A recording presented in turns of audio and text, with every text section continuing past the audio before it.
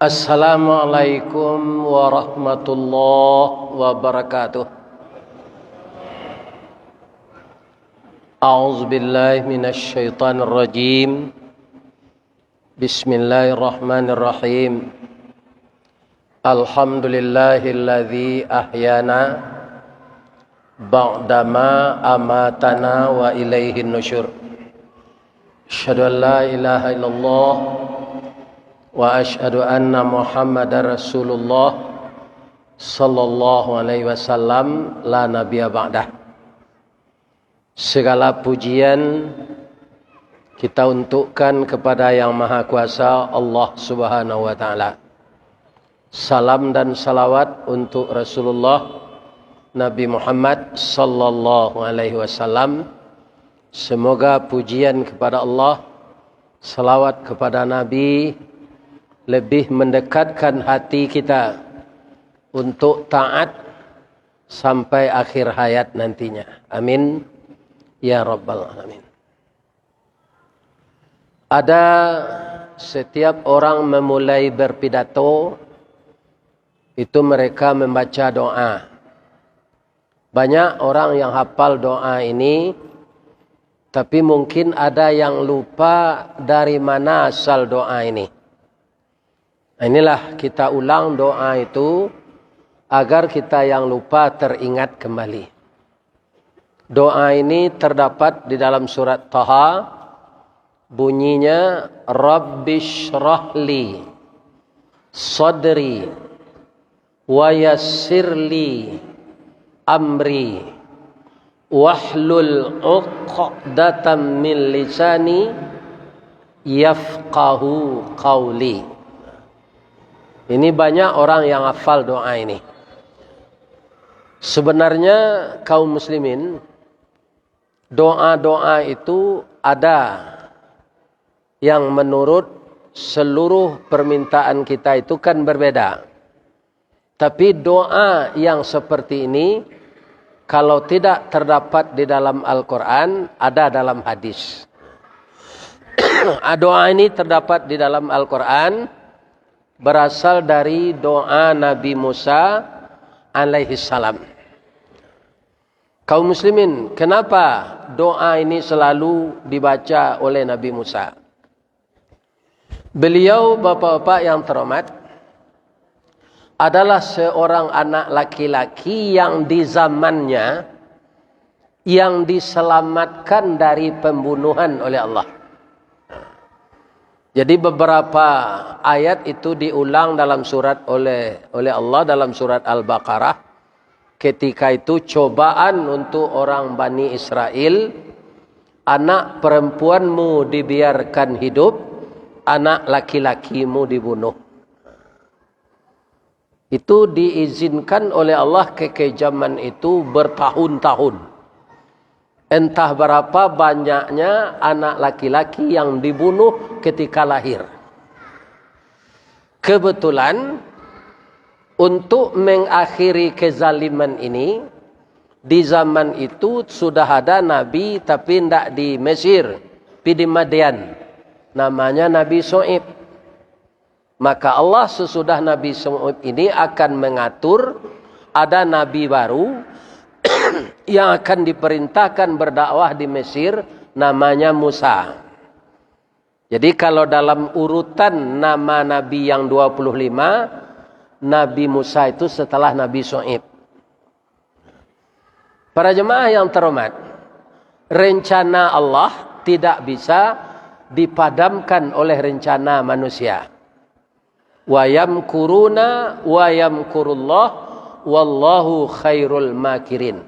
Manusia boleh saja berencana yang buruk, yang jahat, yang segala macam untuk menipu daya. Itu Allah tidak bisa dibegitukan. Wallahu khairul makirin. Jadi ibu Nabi Musa ini termasuk orang yang cemas. Karena kebetulan anaknya laki-laki. Dan itu sudah bapak-bapak yang terhormat dicatat oleh kerajaan bahwa di rumah itu ada lahir seorang anak, maka suatu saat nanti akan diperiksa di sana. Kalau anaknya laki-laki pasti dibunuh. Jadi bapak-bapak yang terhormat, diilhamkan oleh Allah kepada ibu Nabi Musa ini agar menghanyutkan anaknya ke Sungai Nil. Dan ini saja sudah cobaan yang berat. Tidak mungkin anak bisa selamat dihanyutkan. Tapi karena yang mengilhamkan itu Allah, maka dihanyutkanlah anak tadi, dimasukkan ke dalam sebuah peti. Tapi dengan takdir Allah tidak sampai ke Muaro, Pak. Dan biasa kalau dari ulu tu ke Muaro. Aye baulu bamuaro tunggang nyotantu bayiliran jan bana tinggal di kita lah elok dikembalikan. Ndak ada dari ulu pasti ke Muaro. Ndak ada aye dari Muaro ke ulu. Tapi dengan kehendak Allah, suatu hukum alam yang terbiasa bisa berubah. Ndak sampai aye di ulu namanya Nabi Musa tu ke Muaro. Kama dia berbelok ke istana Fir'aun. Saat itu ditakdirkan oleh Allah, istri Fir'aun ini sedang di tepian. Nampak dia peti anyui ko, anyu pecian. Baka kiranya ada bayi di dalam. Coba Bapak bayangkan orang yang telah bertahun-tahun menikah, tidak dapat keturunan. Sekarang dapat anak di batang air, mungil, ya kan? Kaum muslimin sehat badannya. Tu kadang nanti dibawa ke rumah, langsung nimban. Dafir. Yo ke Cik Firun, gak lain naik bawa kini. Iko awak dapat anak di batang air.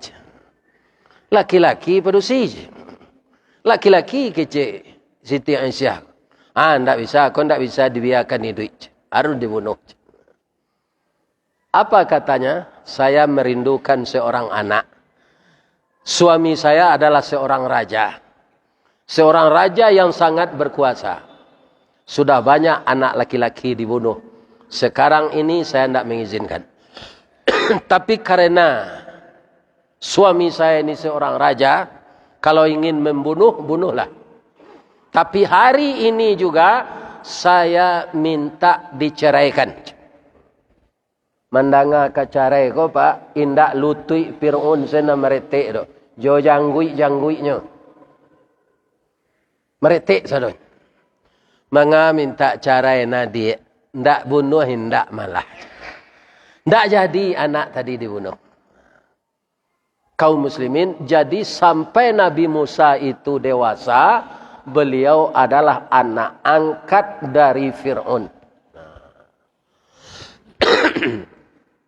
Ini bapak-bapak yang terhormat. Jadi kaitannya dengan doa tadi apa? Coba bapak bayangkan, orang nan menggadang awak saja ketik. Sagalonya lebih dari anak kandung, orang beranak ciek namanya. Kemudian yang menyuruh anak ini memelihara adalah istri tercinta. Yang Fir'aun itu sendiri takut membunuh anak itu karena istrinya minta cerai. Coba bayangkan. Betapa kebahagiaan yang dialami oleh Nabi Musa. Namun setelah dia itu jadi dewasa, diangkat jadi rasul, disuruh membatukan Fir'aun konon salah. Asamu kecil orang awak menapiak mato padang menantang matahari. Aku tiba awak baca caranya. Disuruh melawan ayah angke nan menggadang awak sajak bayi. Ya kan? Kemudian lidah beliau tidak luluruh mengecek. Kerana masuk ketek tu pernah tabaka. Cerita tabaka tu ba'alo lidah bisa tabaka. Ya kan? Kalau tabaka lidah tu tabaka muka, tabaka kepala mati. Ceritanya begini.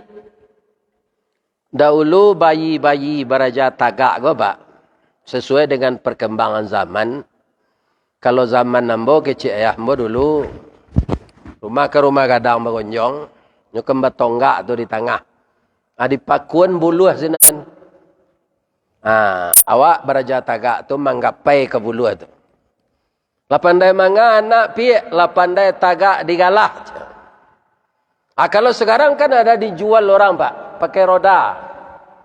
Tak perlu membuat itu oleh. Kalau itu je duit tu ketinggalan oleh.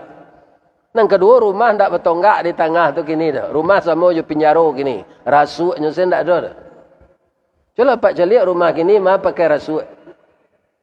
Tak ada Pak, rasuk pelancar paran tak ada. Ya kan? Tapi di zamannya ada pula.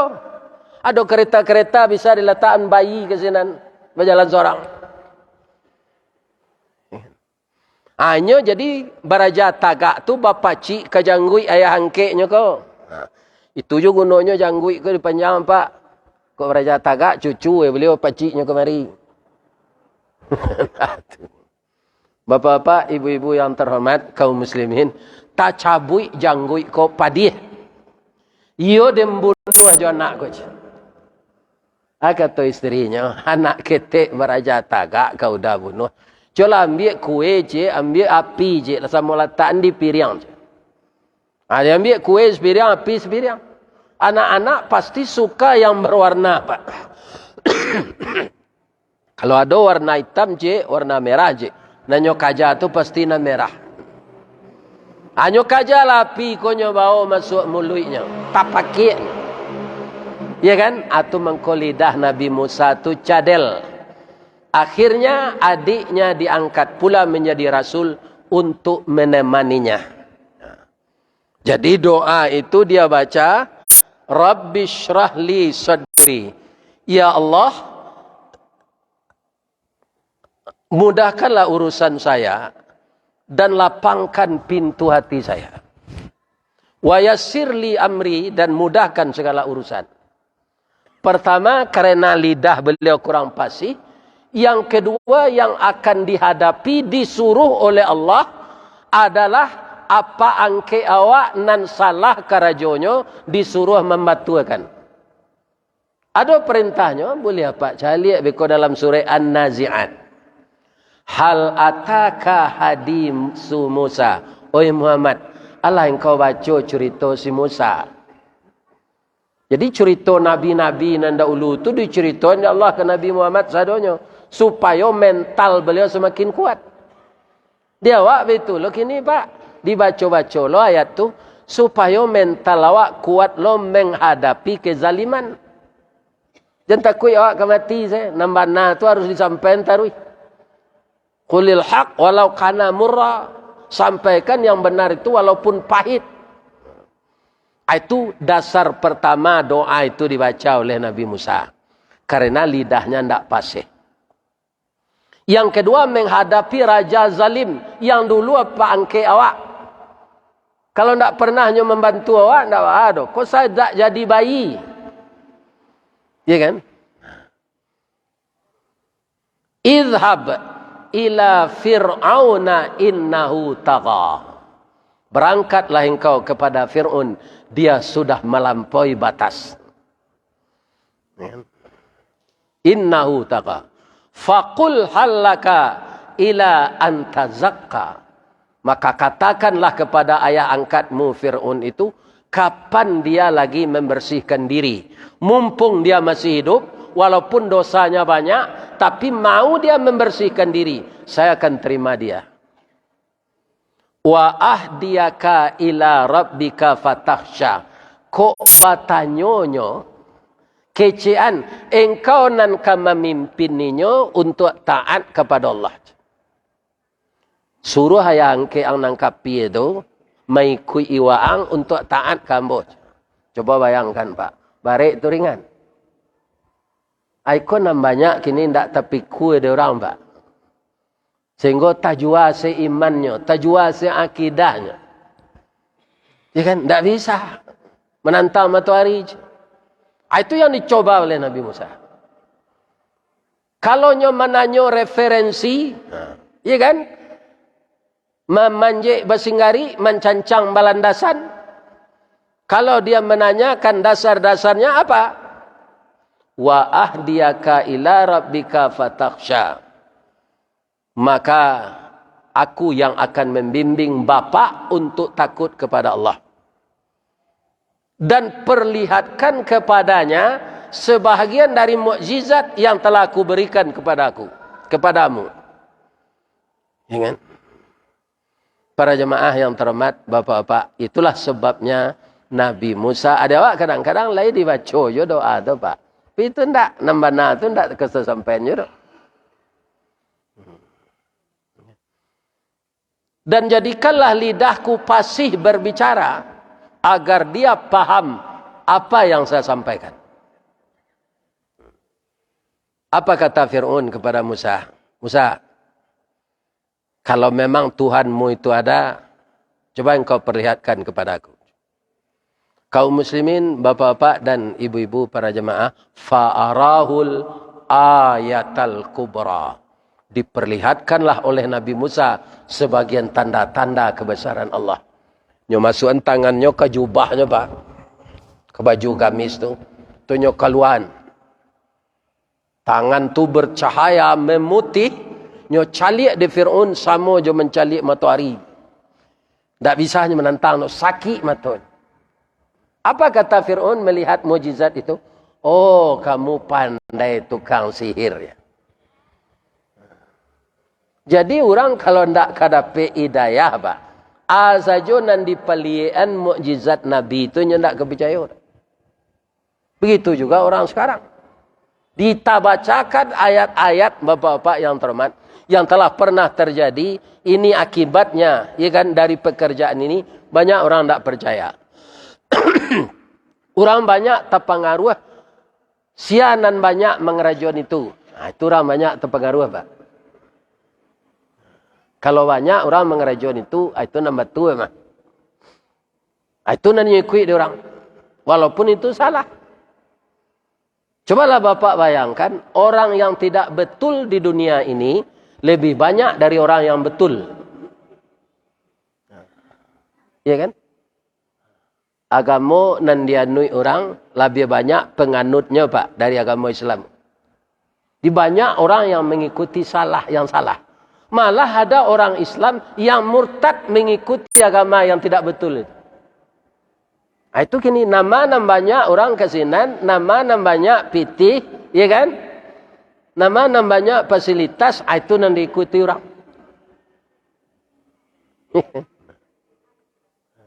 Para jemaah itu lima pitih kadape. Ambo tamanung ada mantan bupati gini Sumatera Barat pak, masuk partai Haritanu. Ini bapak-bapak ibu. Iya kan? Heran ambo. Sebabnya kikiro. Iya kan? Lah bisa, saya terbayang pak. Begitu dunia ini pak. Kalau orang tak kuat. Makanya Nabi Musa meminta kepada Allah, yafqahu qawli. Pahamkan orang ini apa yang aku katakan ya Allah. Jadi kita karena doa itu dalam Quran, boleh saya membaca. Tidak untuk berpidato saja, untuk mempertahankan akidah.